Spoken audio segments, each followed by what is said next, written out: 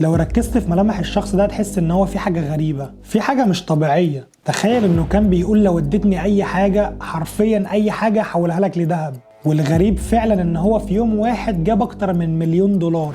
وبالمناسبة ده واحد من اشهر الاشخاص المخادعين في التاريخ. القصة بدأت سنة 1842 والراجل ده اسمه بارنوم. كان عنده عرض وعايز يجذب الناس، فعمل فكرة قوية جدا.